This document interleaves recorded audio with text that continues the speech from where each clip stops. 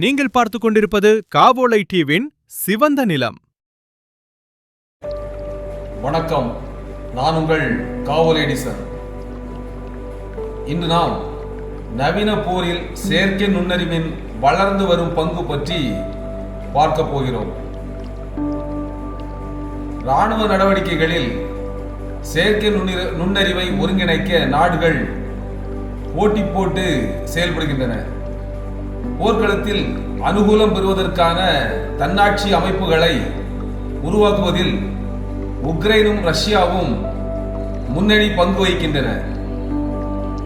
ஏனென்றால் இப்பொழுது அந்த இரு நாட்டுகளுக்கும் இடையிலான போரானது நடந்து வருகிறது.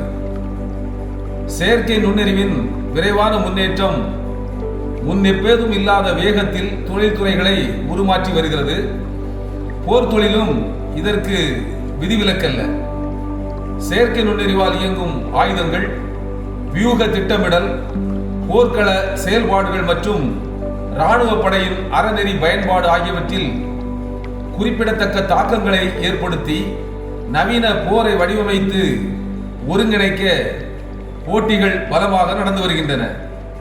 போர்க்களத்தில் அனுகூலத்தை பெறுவதற்காக தன்னாட்சி அமைப்புகளை உருவாக்குவதில் உக்ரைனும் ரஷ்யாவும் முன்னணியில் உள்ளன. ஆனால் அவை போரில் செயற்கை நுண்ணறிவை ஒருங்கிணைக்கும் போது ஒரு முக்கியமான கேள்வி எழுகிறது. நாம் அதை எந்த அளவிற்கு சார்ந்தெடுக்க வேண்டும் மற்றும் அதனால் ஏற்படும் அபாயம் என்ன? இந்த கவலை வெறும் கோட்பாடு ரீதியானது அல்ல. ஆஸ்திரிய வெளியுறவுத்துறை அமைச்சர் அலெக்சாண்டர் ஷாலன்பர்க் எச்சரித்தபடி இது நமது தலைமுறையின் ஓப்பன்ஹைமர் தருணம். ஓப்பன்ஹைமர் தருணம் என்பது 20ஆம் நூற்றாண்டில் அணு ஆயுதங்கள் போரை மறுவரையறை செய்தன. அதுபோல 21ஆம் நூற்றாண்டில் செயற்கை நுண்ணறிவால் இயங்கும் ஆயுதங்கள் இப்போது போர்க்களங்களை, குறிப்பாக உக்ரைனில் மறுவடிவமைத்து வருகின்றன. வியன்னாவில் தன்னாட்சி ஆயுதங்கள் குறித்த மாநாட்டில் பேசிய ஷாலன்பர்க், செயற்கை நுண்ணறிவால் இயக்கப்படும் போர் கட்டுப்படுத்த முடியாத ஒரு ஆயுத போட்டியாக மாறக்கூடும் என்று எச்சரித்தார். தன்னாட்சி ட்ரோன்களும் அல்காரிதம் மூலம் இயக்கப்படும் இலக்கு நிர்ணய அமைப்புகளும் பெரும் கொலையை ஒரு இயந்திரமயமான, கிட்டத்தட்ட சிரமமற்ற செயல்முறையாக மாற்றும் என்று அச்சுறுத்தல்கள் தென்படுகின்றன. உக்ரைனில் செயற்கை நுண்ணறிவு ஆயுத போட்டி. உக்ரைன் ஏற்கனவே ரஷ்யாவுக்கு எதிராக செயற்கை நுண்ணறிவு சார்ந்த ட்ரோன் பந்தயத்தில் ஈடுபட்டுள்ளது. இதில் இரு தரப்பினரும் போர்க்களத்தில் தன்னாட்சி தொழில்நுட்பங்களை பயன்படுத்துகின்றனர். ரஷ்யாவின் எண்ணிக்கை பெருக்கத்தை எதிர்கொண்ட உக்ரைன் போரின் ஆரம்பத்திலேயே ட்ரோன்களை பயன்படுத்த தொடங்கியது. இது மாஸ்கோவையும் அதை பின்பற்றும்படி கட்டாயப்படுத்திற்று. ரஷ்ய உக்ரைன் போரில் போர்க்கள உயிரிழப்புகளில் சுமார் 80% ட்ரோன்களால் ஏற்பட்டன என்று தகவல்கள் தெரிவிக்கின்றன. உக்ரைனின் முன்னாள் தலைமை தளபதியான ஜெனரல் வலேரி சலுஷ்கி, உக்ரைனின் பல ட்ரோன்கள் வணிக ரீதியான பாகங்கள் மற்றும் திறந்த மூல மென்பொருளை சார்ந்துள்ளன என்றும் இவை குறைந்த செலவிலான போரை சாத்தியமாக்குகிறது என்றும் குறிப்பிட்டார். மின்னணு போர் திறன்களும் ட்ரோன் இயக்குபவர்களுக்கு இடையிலான போட்டியானது ஜாமிங்கை தவிர்ப்பதற்காக ஃபைபர் ஆப்டிக் கேபிளை பயன்படுத்துவது போன்ற புதுமைகளும் இரு தரப்பினரும் புகுத்த வழிவகுத்தது. ஆனால் அந்த தழுவலை சீர்குலைப்பதற்கான எதிர் நடவடிக்கைகள் ஏற்கனவே உருவாக்கப்பட்டு வருகின்றன. இப்போது ட்ரோன் போரின் அடுத்த கட்டம் வடிவம் பெறுகிறது. செயற்கை நுண்ணறிவால் இயங்கும் இலக்கு நிர்ணய அமைப்புகள் அதிக ஜாமிங் நிறைந்த சூழல்களிலும் கூட குறைந்தபட்ச மனித தலையீட்டோடு இலக்குகளை அடையாளம் கண்டு தாக்க ட்ரோன்களை அனுமதிக்கின்றன. இது இப்போது ட்ரோன் மேலாதிக்கத்திற்கான ஒரு போராட்டமாக மாறியுள்ளது. இதில் உக்ரைனும் ரஷ்யாவும் சாத்தியமான இடங்களில் எங்கெல்லாம் அது சாத்தியப்படுகிறதோ அங்கெல்லாம் தொழில்நுட்ப முன்னேற்றங்களை தேர்வு செய்து ஈடுபடுத்துகின்றன. இந்த சூழலில் செயற்கை நுண்ணறிவு திறன் கொண்ட ட்ரோன்கள் பரிணாம வளர்ச்சி அடைந்து போரை அல்காரிதம்களின் கைக்கு மாற்றக்கூடும் என்று அஞ்சப்படுகிறது. பொதுமக்களின் புத்தாக்கமும் ஒரு முக்கிய பங்காற்றுகிறது. விக்டரி ட்ரோன்ஸ் போன்ற தன்னார்வ குழுக்கள் ட்ரோன் தளங்களில் செயற்கை நுண்ணறிவை ஒருங்கிணைத்து இறுதிக்கட்ட இலக்கு நிர்ணயத்தின் செலவை குறைக்க பணியாற்றி வருகின்றன. டிஸ்னிடாஸின் தலைமைச் செயல் அதிகாரியும் இணை நிறுவனருமான லியூபா ஷிபோவிச்சிக்கின் கூற்றுப்படி செயற்கை நுண்ணறிவு அடிப்படையிலான இலக்கு நிர்ணயத்தை இப்போது வெறும் $25 செலவில் ட்ரோன்களில் சேர்க்க முடியும் என்று சொல்லுகிறார். போர்க்கள பயன்பாட்டின் மூலம் இத்தகைய மாதிரிகள் மேம்படும் போது அவை மேலும் துல்லியமாக்கப்படுகின்றன. இருப்பினும் செயற்கை நுண்ணறிவு இலக்கு நிர்ணய அமைப்புகளில் போரில் உண்மையான இறுதி பயனர்களுடன் சோதிக்கப்பட்டு பயிற்சி அளிக்கப்பட்டால் மட்டுமே வெற்றி பெறும் என்றும் நம்பப்படுகிறது. டிவிஸ்ட் ரோபோட்டிக்ஸின் தலைமை செயல் அதிகாரியான விக்டர் சகர்சுக் ஏப்ரல் 2025 ரைட்டர்ஸின் ஆசிரியருடனான ஒரு நேர்காணலில் மோசமாக பயிற்சி அளிக்கப்பட்ட சுயமாக உருவாக்கும் ட்ரோன் கருவிகளில் 2024 போர்க்களத்தில் பெருமளவில் குவிந்தன. ஆனால் அவை களத்தில் விரைவாக தோல்வியடைந்தன என்றும் பயிற்சி இல்லாததால் ஒரு நல்ல இலக்கு நிர்ணய தொழில்நுட்பம் கூட பயனற்றது என்பதை இது எடுத்துக்காட்டுவதாகவும் குறிப்பிட்டார். ஆனால் செயற்கை நுண்ணறிவு ஆயுத போட்டி வானத்துடன் மட்டும் நின்றுவிடவில்லை. உக்ரைன் சமீபத்தில் உள்நாட்டில் உருவாக்கப்பட்ட 70க்கும் மேற்பட்ட ஆளில்லா தரை வாகனங்களை பெரிய அளவில் சோதனை செய்தது. இந்த சோதனைகள் யுஜிசிகளின் தொழில்நுட்ப நம்பகத்தன்மை, போர்க்கள தயார் நிலை மற்றும் மின்னணு போர் கட்டுப்பாட்டாளர்களிடமிருந்து நீண்ட தூரம் உள்ளிட்ட கடுமையான சூழ்நிலைகளில் செயல்படும் திறன் ஆகியவற்றை மதிப்பிட்டன. பெரும்பாலான அமைப்புகள் எதிர்பார்ப்புகளை விஞ்சி செயல்பட்டதாக கூறுகிறார்கள்.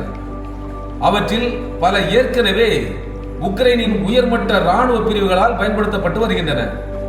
பரந்த அளவிலான யுஜிவிக்களை சோதிப்பது, பின்னூட்டங்களை சேகரிப்பது மற்றும் தொடர்ச்சியான மேம்பாடுகளை செய்வது ஆகியவற்றில் கவனம் செலுத்தப்படுவதாக ஜிபோவிச் வலியுறுத்தினார். இது போர்க்களத்தில் பயன்படுவதற்கான முழுமையான தன்னாட்சி கொண்ட யுஜிவிக்களை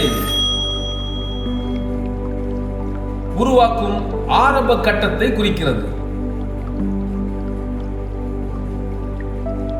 கியூ போர் முனை நெடுகிலும் 15 கிலோமீட்டர் நீளமுள்ள ஆளில்லா தாக்குதல் மண்டலத்தை அமைக்கவும் அதை 40 கிலோமீட்டர் வரை நீடிக்கவும் முனைந்துள்ள நிலையில் உக்ரைனின் தொழில்நுட்ப தன்னிறைவுக்கான முனைப்பானது முன்னெப்போதையும் விட அவசரமாகி உள்ளது. பாதுகாப்பு அமைச்சகத்தின் ட்ரோன் லைன் திட்டத்தின் ஒரு பகுதியான இந்த முயற்சி வான்வழி உளவு நடவடிக்கைகளை தரைவழி செயல்பாட்டுகளுடன் இறுக்கமாக ஒருங்கிணைப்பதன் மூலம் ரஷ்ய படைகள் கண்டறியப்படாமல் நகர்வதை சாத்தியமற்றதாக்குவதை நோக்கமாக கொண்டுள்ளது. இறுதியில் உக்ரைனின் வெள்ளை கழுகு ட்ரோன் பிரிவின் தளபதியான வலேரி போரோபிக் எதிர்காலத்தில் ஒருங்கிணைக்கப்பட்ட ட்ரோன் கூட்டங்கள் தன்னிச்சையாக பணிகளை செயல்படுத்தும் என்று முன்னறிவித்துள்ளார். இதன் விளைவாக ஒரு புதிய வகையான ஆளில்லா நிலம் உருவாகிறது. அசையும் எதையும் தேடி அழிக்கும் வகையில் நிரல்படுத்தப்பட்ட பகுதியாகும் அது. தன்னாட்சி ட்ரோன்களால் அது பெருகிய முறையில் நிரம்பியிருக்கும். இந்த போரை எதிர்கொள்வதை தவிர உக்ரைனுக்கு வேறு வழி இல்லை. ஆயினும் அவ்வாறு செய்வதன் மூலம் அது போரின் எதிர்காலத்தை வடிவமைக்கிறது. தானியங்கி அமைப்புகளுக்கு தரவுகளை வழங்கும் மாதிரி பயிற்சிகளுக்கு விரிவான போர்க்கள தரவுகள் தேவைப்படுகின்றன. உக்ரைன் மற்றும் ரஷ்யா ஆகிய இரு நாடுகளிடமும் அவை ஏராளமாக உள்ளன. 15,000க்கும் மேற்பட்ட முன்னணி ட்ரோன் குழுக்களிடமிருந்து வரும் காணொளி அமைப்புகளை ஒருங்கிணைக்கும் உக்ரைனிய லாப நோக்கமற்ற அமைப்பான OCHI-யின் நிறுவனர் அலெக்சாண்டர் டிமிட்ரியோவ் ராய்ட்டர்ஸிடம் கூறுகையில் 2022 முதல் தனது அமைப்பு 20 லட்சம் மணி நேர, அதாவது 228 ஆண்டுகளுக்கு சமமான போர்க்கள காட்சிகளை சேகரித்துள்ளது என்று கூறியிருக்கிறார். இதிலிருந்து போர் உத்திகள், இலக்குகளை கண்டறிதல் மற்றும் ஆயுத படைகளின் செயல்திறனை மதிப்பிடுதல் ஆகியவற்றில் இந்த மாதிரி பயிற்சிக்கு உட்படுத்தப்படுகிறது. இருப்பினும் பெருகி வரும் சக்தி வாய்ந்த தரவு தொகுப்புகள் இருந்த போதிலும் மனிதனின் கணிப்பு இன்னும் முக்கியத்துவம் வாய்ந்ததாகவே உள்ளது. உக்ரைனின் 108வது பிராந்திய பாதுகாப்பு படைப்பிரிவின் ட்ரோன் விமானியான டேனிலோ ட்ரோன் செயல்பாடுகளில், குறிப்பாக வாழ்வா சாவா என்ற முடிவுகளில் மனிதர்கள் தொடர்ந்து ஈடுபட வேண்டும் என்று வலியுறுத்துகிறார். ஒரு மனிதர் அச்சுறுத்தலை அடையாளம் கண்ட பிறகு மட்டுமே செயற்கை நுண்ணறிவு வழிகாட்டும் இலக்கு அமைப்பதற்கு உதவக்கூடும் என்று அவர் நம்புகிறார். இதேபோல் 128வது மலை தாக்குதல் படைப்பிரிவின் வாசில் முழுமையான தானியங்கி இலக்கு நிர்ணயத்திற்கு எதிராக எச்சரிக்கிறார். மனித உயிர்களை அல்காரிதம்களிடம் நம்பி ஒப்படைப்பது தவறு என்று அவர் வாதிடுகிறார். எப்படி இருந்தாலும் போர்க்களத்தில் செயற்கை நுண்ணறிவு ஏற்கனவே தனது இருப்பை உணர்த்த தொடங்கிவிட்டது. உண்மையில் செயற்கை நுண்ணறிவு ஒருங்கிணைப்பு உக்ரைனின் FPV ட்ரோன் தாக்குதல் துல்லியத்தை 50%இருந்து சுமார் 80% உயர்த்தியுள்ளது. இது போர்க்களத்தில் இயந்திர நுண்ணறிவின் பங்கு வளர்ந்து வருவதை சுட்டிக்காட்டுகிறது. இதற்கான அடித்தளம் அமைக்கப்பட்ட நிலையில் போரில் செயற்கை நுண்ணறிவின் பங்கு மேலும் மேலும் விரிவடைந்து செல்கிறது. அடுத்ததாக போரில் செயற்கை நுண்ணறிவின் அடுத்த பரிணாமம் பற்றி பார்ப்போம். டெலிகிராமில் எழுதும் ஒரு ரஷ்ய ராணுவ வலைப்பதிவர் செயற்கை நுண்ணறிவு பாரம்பரிய போர் முறைகளை ஒழித்து உருமறைப்பு, ஏமாற்றுதல் மற்றும் மின்னணு எதிர் நடவடிக்கைகளை கிட்டத்தட்ட சாத்தியமற்றதாக ஆக்கிவிடும் என்று எச்சரிக்கிறார். ராயல் ஆஸ்திரேலிய காலாட்படையின் முன்னாள் அதிகாரியான டான் ஸ்கின்னர் ஒருவரின் காட்சி அடையாளத்தை நிர்வகிக்கும் திறனால் எதிர்கால போர்க்களம் பெரிதும் பாதிக்கப்படும் என்று வாதிட்டார். மேலும் திறமையான பல்நிற மாலை அமைப்பு இல்லாமல் செயற்கை நுண்ணறிவால் இயக்கப்படும் உணர் கருவிகளால் படைகள் உடனடியாக கண்டறியப்பட்டு குறிவைக்கப்பட்டு முற்றிலுமாக அழிக்கப்படும் என்றும் அவர் எச்சரித்தார். ஆனால் மிக சிறந்த இயந்திரங்கள் கூட மனிதனைப் போல் தன்னிறைவு பெற்றவை அல்ல. போரின் எதிர்காலம் எந்த ஒரு தரப்பு மேலான கூட்டு மனதை, அதாவது எந்த ஒரு மனித இயக்குனராலும் நிர்வகிக்க முடியாத வேகத்தில் தடையின்றி ஒன்றிணைத்து செயல்பட்டு போர்க்கள சூழலுக்கு ஏற்ப தங்களை தகவமைத்துக் கொள்ளும் இயந்திரங்களின் வலையமைப்பை உருவாக்குகிறதோ அந்த அமைப்பை பொறுத்தே போரின் போக்கானது அமையக்கூடும்.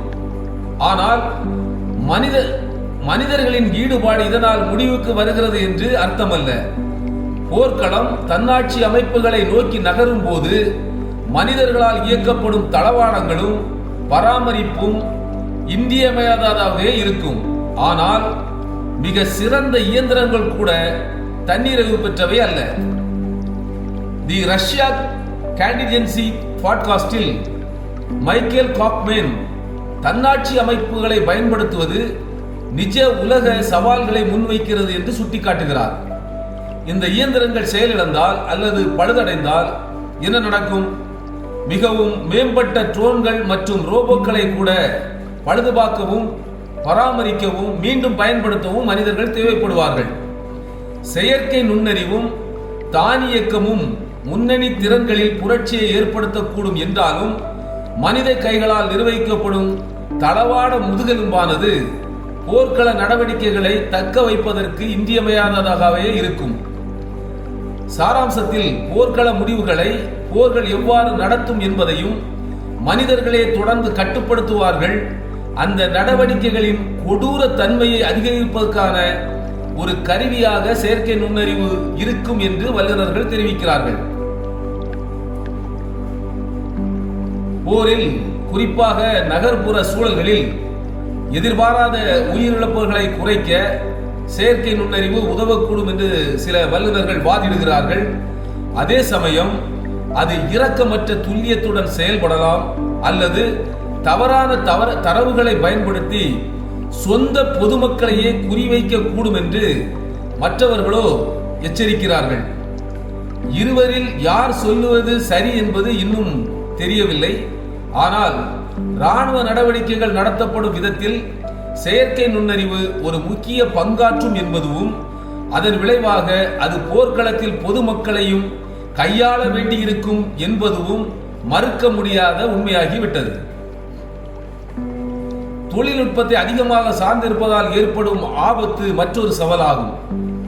இன்சைட் ஃபார்வர்ட் நிறுவனத்தின் தலைமை புவிசார் அரசியல் அதிகாரியும் ஜார்ஜ் டவுன் பல்கலைக்கழகத்தின் இணை பேராசிரியருமான ட்ரஸ்டன் வீட் ராணுவங்கள் தொழில்நுட்ப மேலாதிகாரத்திற்கு முன்னுரிமை அளித்த வரலாறு உதாரணங்களை சுட்டிக்காட்டினார்.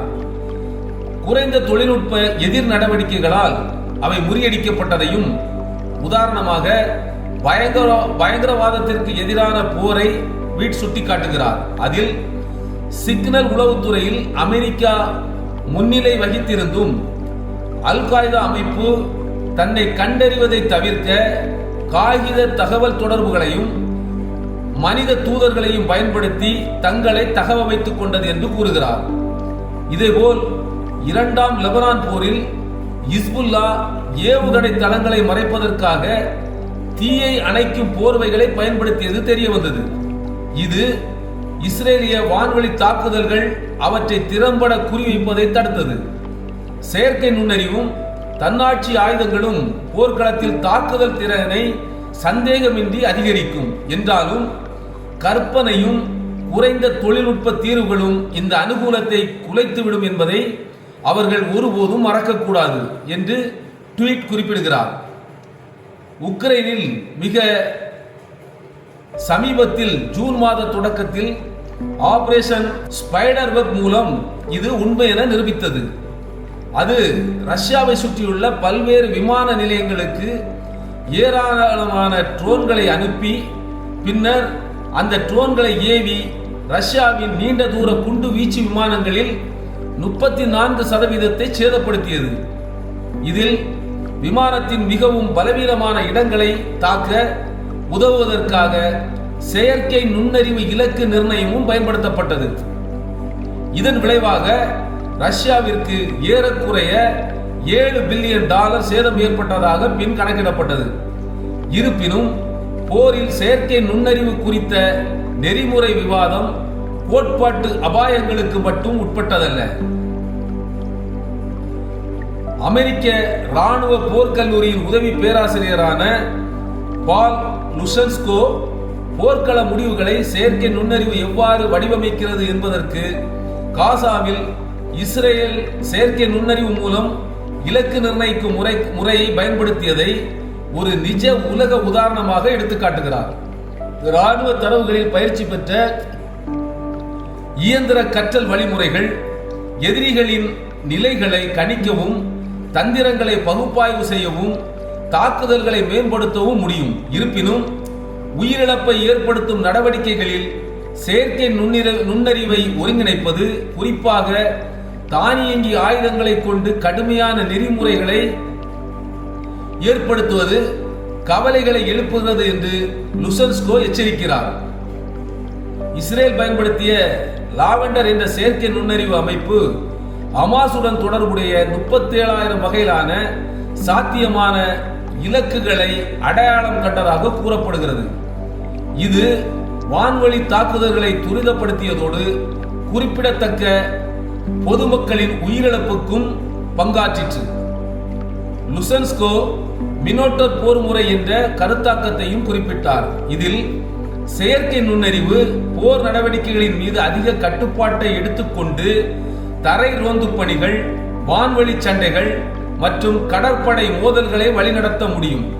இந்த மாற்றத்திற்கு கட்டளை மற்றும் கட்டுப்பாட்டை மறுவரையறை செய்தல், புதிய தொழில் துறைகளை உருவாக்குதல் மற்றும் மையப்படுத்தப்பட்ட பரவலாக்கப்பட்ட செயல்பாடுகளை மறுபரிசீலனை செய்தல் உள்ளிட்ட இராணுவ கட்டமைப்புகளில் தீவிர மாற்றங்கள் தேவைப்படும் என்று அவர் வாதிடுகிறார். இந்த அணுகுமுறை இராணுவ நடவடிக்கைகளில் மைய மூளையாக செயற்கை நுண்ணறிவை கருதுகிறது. இது இராணுவ போர்க்கள தரவுகளை நிகழ்நேரத்தில் பகுப்பாய்வு செய்து பாரம்பரிய முறைகளை விட அதிக வேகத்துடனும் துல்லியத்துடனும் மனித மற்றும் தன்னாட்சி அலகுகளுக்கு கட்டளைகளை வழங்குகிறது.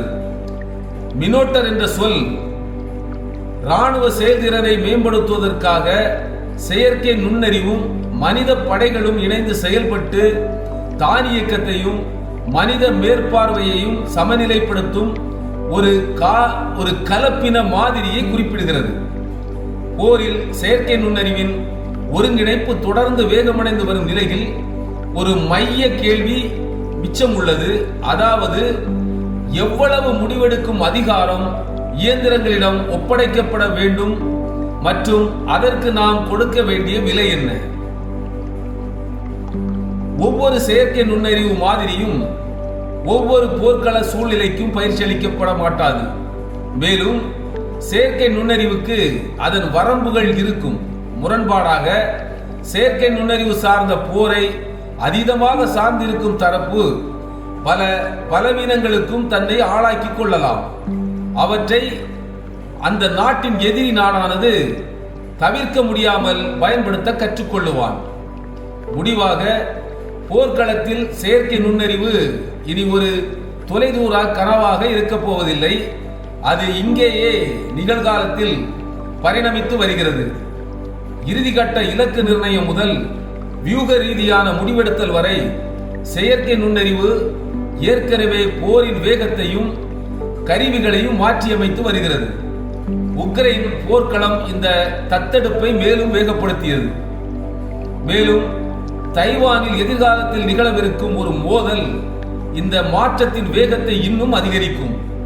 வானில் பலம் வரவும், கடல்களில் ஆதிக்கம் செலுத்தவும், எதிரியை பலத்தால் மூழ்கடிக்கவும் ஒருங்கிணைக்கப்பட்ட தன்னாட்சி அமைப்புகளின் திறல்களை உருவாக்குவதற்கான பந்தயம் தொடங்கிவிட்டது. இருப்பினும் போர்க்களத்தில் தன்னாட்சி அமைப்புகளை உருவாக்கி நிலைநிறுத்துவதில் உலக பந்தயத்தில் ஈடுபடும் போது நாம் ஒரு ஓபன் ஹைபர் தருணத்தில் நுழையும் அபாயத்தை தன்னிச்சையாகவே எதிர்கொள்கிறோம். அது யார் வாழ்வது யார் இறப்பது என்பதை தீர்மானிக்கும் அதிகாரத்தை இயந்திரங்களுக்கு வழங்கி இதுவரை கடக்கப்படாத ஒரு எல்லையை நாம் கடந்து செல்லும் தருணமாகும். அந்த நிலையை நாம் அடைந்து விட்டால் அதன் பின்வாங்க வேண்டும் என்ற எண்ணத்திற்கு வழியே இருக்காது. எனவே இந்த நாட்களில் உலகம் கவனமாக செயல்பட வேண்டிய தருணம் இது. நன்றி. நான் காவோலை எடிசன்.